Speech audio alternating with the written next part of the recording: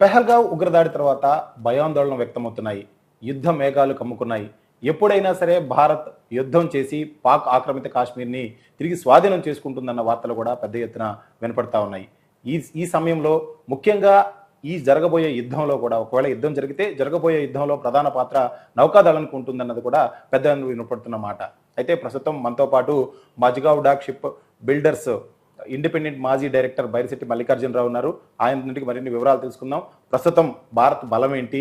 భారత్ గనక పాకిస్తాన్‌తో పాక్ ఆక్రమిత కాశ్మీర్‌ని స్వాధీనం చేసుకోవడానికి చేసే ప్రయత్నాల్లో నౌకాదళం ప్రమేయం ఏ విధంగా ఉండబోతుంది? దాని పాత్ర ఏ విధంగా ఉండబోతుంది అనేది అడిగి తెలుసుకుందాం. సార్, ఇవాళ ప్రధానంగా యుద్ధ మేఘాలు అయితే కనుక్కున్నాయి. ఏ క్షణం అయినా సరే యుద్ధం రావచ్చు అనేది పెద్ద ఎత్తున వినిపిస్తున్న మాట. అయితే ప్రస్తుతం గనక అటువంటి పాక్ ఆక్రమిత కాశ్మీర్‌ని స్వాధీనం చేసుకునే ప్రయత్నాలు చేస్తే భారత నౌకాదళ పాత్ర ఏ విధంగా ఉండబోతుంది? మనం పాకిస్తాన్‌తో పోలిస్తే మనకు నౌకాదళం యొక్క బలం ఎంత ఉంటుంది అనేది ఏం చెప్తారు? ప్రధానంగా ఇప్పుడు మనం చూడాల్సిన విషయం ఏంటంటే అండి, త్రివిధ దళాలలో ఎయిర్ ఫోర్స్ కావచ్చు, ఆర్మీ కావచ్చు, నేవల్ ఫోర్స్ కావచ్చు, 3 రంగాల్లో కూడా మనం చాలా బలంగా ఉన్నామండి. ముఖ్యంగా నేవల్ పవర్ కనుక చూస్తే విస్తృతమైన బలం మనకుంది. ఉదాహరణకి మనకు ఈ విమానవాహక నౌకలు 2 ఉన్నాయి. ఒకటి ఐఎన్ఎస్ విక్రాంత్, ఇటీవల మన పేపర్ రోజు చూస్తున్నాం. అదేవిధంగా ఐఎన్ఎస్ విక్రమాదిత్య, అది కూడా కార్వార్లో ఉంది, కర్ణాటకలో. మరొక వైపున మనకి న్యూక్లియర్ సబ్మెరైన్స్ ఉన్నాయి, న్యూక్లియర్ పవర్డ్ సబ్మెరైన్స్ వాళ్ళకి లేవు.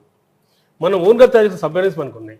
ఇవి కాకుండా అండి మనకి రకాలైనటువంటి ఫ్రిగేట్స్, కార్వెట్టీస్, డిస్ట్రాయర్స్, ఇవన్నీ కూడా మనం తయారు చేసుకుని మనకు ఉన్నాయండి.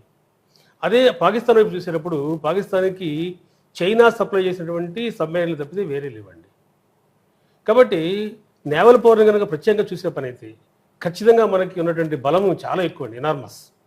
ఒక రకంగా చూడాలంటే మనము ప్రపంచ స్థాయిలోనే ఇవాళ 5వ దేశంగా 6వ దేశంగా ఉంటున్నాము నేవల్ పవర్లో. పాకిస్తాన్ మనకు అసలు దీటే కాదు ఈ విషయంలో. కాబట్టి మనము పాకిస్తాన్ ఆక్యుపైడ్ కాశ్మీర్ని ఆక్రమించడం అనేటువంటిది ప్రధానంగా ఉంటుందేమో అని అందరూ అంచనా ఉంది ప్రస్తుతానికి. అంటే ఒక it's batting, it's not a war. మనం ఒకవేళ పాకిస్తాన్ ఆక్యుపైడ్ కాశ్మీర్ కోసం మనం ప్రయత్నం చేస్తే దాన్ని మనం వార్ అనే పరిస్థితి లేదు, యుద్ధం అనే పరిస్థితి లేదు. కార్గిల్ లాగా ఒక బ్యాటిల్. ఒకవేళ కనుక ఈ స్థాయిని దాటి పాకిస్తాన్ కనుక ఇంకేదో ఆశించో లేకపోతే అది తెలియనితనంతోనే కనుక నిజమైన వార్ఫేర్ దిగిపోయింది అనుకోండి, మనం వెంటనే ఇప్పుడు ఐఎన్ఎస్ విక్రాంత్ ఆల్రెడీ మన అరేబియా సముద్రంలో ఉన్నదండి. ఎలా ఉంటుంది యుద్ధ వ్యూహం? ఎలా ఉంటుంది అని అంటే, ఐఎన్ఎస్ విక్రాంత్ అనేది ఇప్పుడు మీకు చెప్పినట్టుగా ఒక 30 యుద్ధ విమానాల దాకా అందులో పడతాయండి. మిగ్గులు ఉంటాయి, అదేవిధంగా ఇతరమైనటువంటి ఫైర్ జెట్స్ ఉంటాయి, ఇవన్నీ ఉంటాయి అన్నమాట. ఇవి పోయి విమర్శను సృష్టించగలవు. సర్వసాధారణంగా ఏం చేస్తారంటే అండి, ఒక 5,000 కిలోమీటర్లు పాకిస్తాన్ యొక్క తీరానికి 5,000 కిలోమీటర్ల దూరంలో ఈ విక్రాంత్ ఉంచుతారు. ఎందుకంటే విక్రాంత్ మీదకి వాళ్ళ యొక్క మిసైల్స్ రాకుండా ఉండడానికి వీలుగా ఈ విక్రాంత్ నుంచి వెళ్ళి వార్ చేస్తాయి. దీనికి ముందు మనకి కార్వెట్టీస్ అని ఉంటాయండి, కార్వెట్టీస్. దానికి ఇంకొంచెం ముందు ఫ్రిగేట్స్ ఉంటాయి, దానికి ముందు డిస్ట్రాయర్స్ ఉంటాయి. మీరు ఐఎన్ఎస్ సూరత్ గురించి ఇటీవల కాలం వింటున్నారు మీరు, ఇట్స్ ఏ డిస్ట్రాయర్. అలాగే నీలగిరి అని మనకు ఉంటుంది, అది ఒక ఫ్రిగేట్. ఇలా యుద్ధతంత్రం ఉంటుందండి. ఇవి వెళ్ళి ఏం చేస్తాయంటే అటాక్ చేస్తాయి. అదేవిధంగా ఐఎన్ఎస్ విక్రాంత్కి 2 వైపులా సబ్మెరైన్స్ ఉంటాయి. సబ్మెరైన్స్ అఫ్కోర్స్ నీళ్ళలో ఉంటాయి, రహస్యంగా వెళ్తుంటాయి. ఇది మొత్తము కలిపి యుద్ధం ప్రకటించింది అనుకోండి, కరాచీని పట్టుకోవడం పెద్ద కష్టమేం కాదు. 1971 వార్లో కూడా నిజానికి 1971 వార్ జరిగింది ఈస్టర్ వైపు ఎక్కువ జరిగింది, అంటే బంగ్లాదేశ్ లిబరేషన్ నాడు ఈస్ట్ పాకిస్తాన్ కింద. కానీ అప్పుడు కూడా మనం కరాచీని పట్టుకున్నాం. కనుక ఇప్పుడున్న తత్వంలో కనుక చూస్తే కరాచీని చాలా తేలిగ్గానే మనం పట్టుకోగలుగుతాం.